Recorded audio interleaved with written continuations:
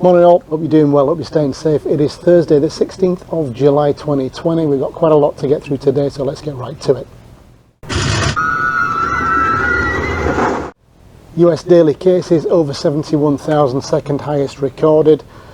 Deaths 1,001 yesterday. The 7-day moving average seems to be flattening a little bit, but only over the last 4 days, so let's keep an eye on that. In Florida yesterday we had 10,200 cases almost, deaths 112. That's the third highest on record.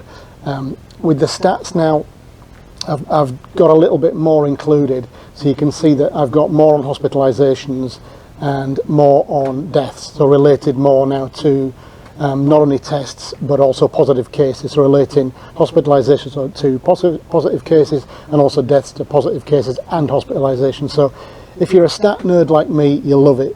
If you're not, there's a pile of figures to look at now, so do what you like with that, please. But I think it will tell us a better story or give us more information to look at than it did before, so that's why I've included that. Masks are now mandatory in 26 states, up from 25 on Monday. Florida still isn't one of them.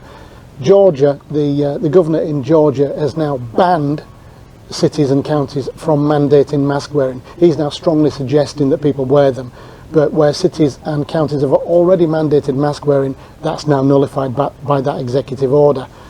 Ron DeSantis had a quite long press conference yesterday where he talked about quite a few things. Among them, he talked about cutting ties with laboratories that weren't able to get results back in 48 hours, which was the requirement. There are also some laboratories that seem to be not including negative tests in their results back to the state.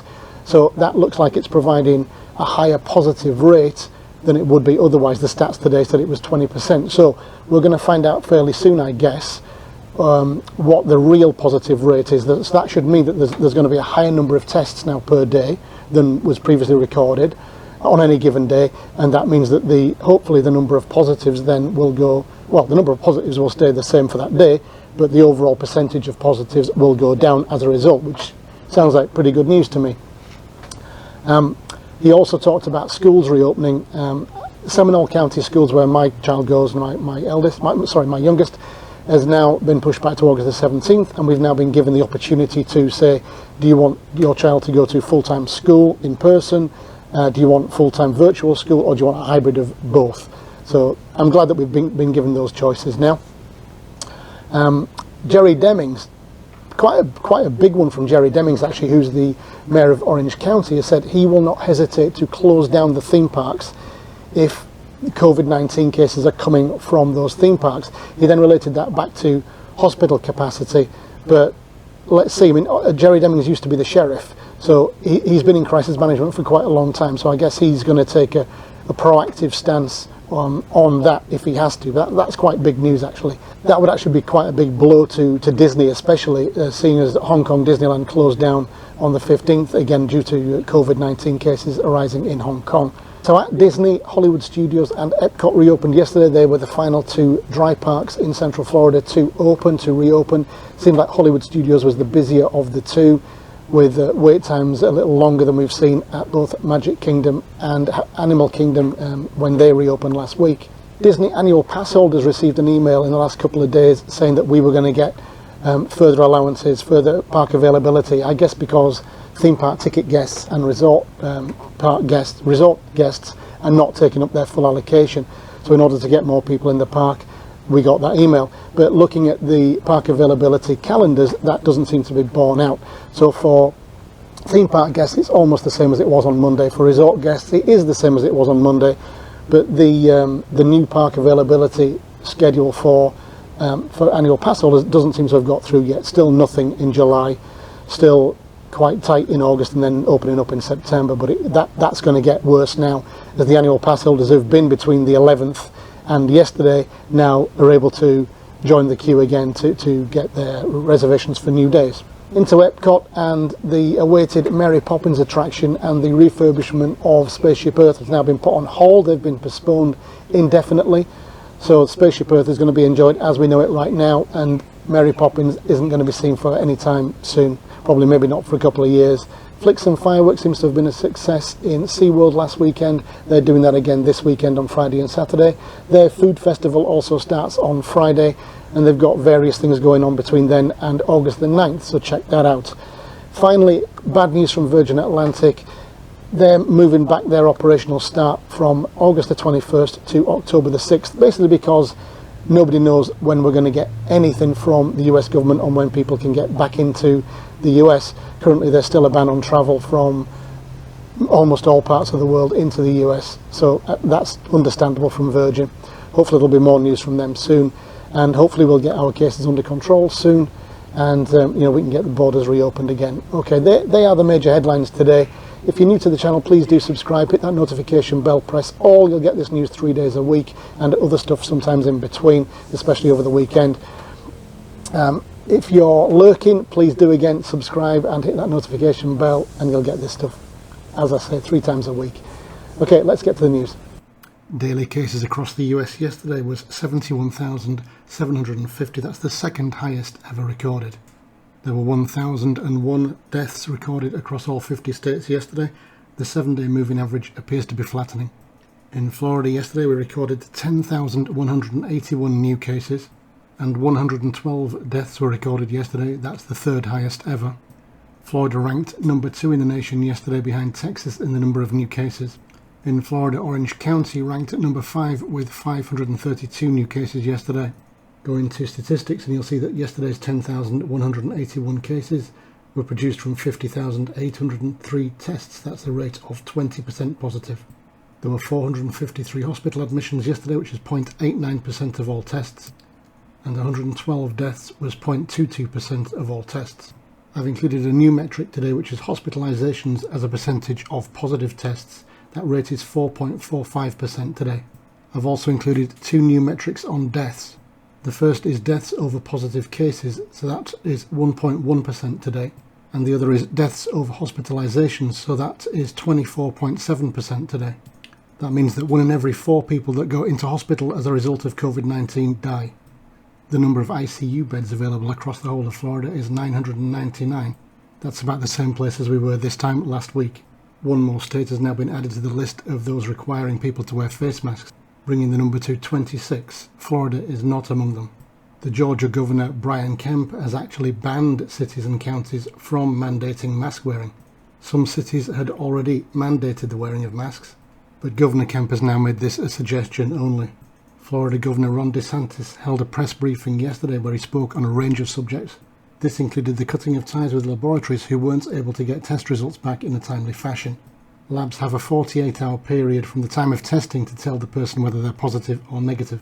DeSantis also stated that some labs were only sending positive results back and not negative. This would mean that all tests are not counted in the total number, and the positive rate would be higher than it should be. Governor DeSantis also spoke about schools reopening next month. He said that the way in which schools reopened would be up to the school boards. In Seminole County, where we live, our schools have been pushed back a week to open on August the 17th.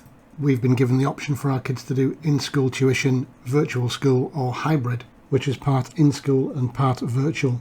Orange County Mayor Jerry Deming said he would not hesitate to close down theme parks or other businesses in Orange County if they're linked to COVID-19 outbreaks. He related this to hospital capacity. Deming said, "I've been a crisis manager for decades now, and sometimes we have to make tough decisions. For me, if we see where we have to put more restrictive things in place and shut down businesses, I will not hesitate to do that." News from Disney World and their final 2 dry parks reopened yesterday. Hollywood Studios and Epcot saw guests coming through their gates for the first time since March. Hollywood Studios was the busier of the 2 parks, with wait times at Millennium Falcon Smuggler's Run up at 120 minutes for part of the day. Over at Epcot, we're not going to see any cultural representatives in the World Showcase for a while. Offers of employment that were previously made have now been withdrawn for 2020 and 2021. In Epcot, the new Mary Poppins attraction and the refurbishment of Spaceship Earth have been postponed. Both of these items of work have now been cut from the Epcot Experience video. No time period has been given by Disney for either. Disney annual pass holders received an email saying increased park availability would be made for them, starting today except for Hollywood Studios. Looking at parks availability for Disney then.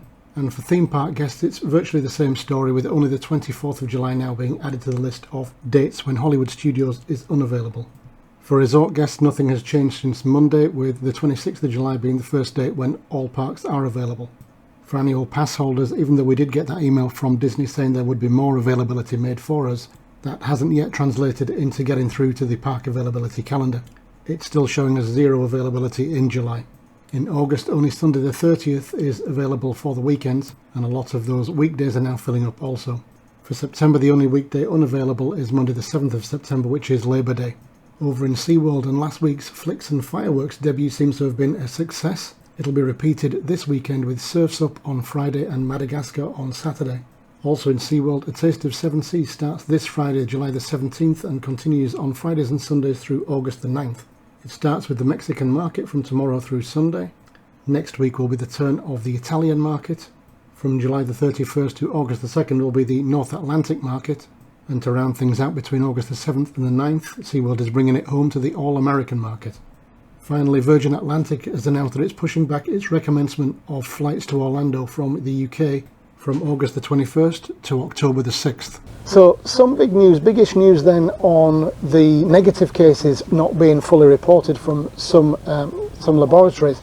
That's interesting. So our positive rate of 20% now, I don't know how substantially that will be lowered, but it's good news that it will be lowered at some point. But hopefully it will come down quite a bit. Who knows how many cases haven't been reported as negative, but that's some good news. Other big news then is Jerry Demings, the Orange County Mayor, saying he won't hesitate to close down the theme parks. That's a big statement from Jerry Demings.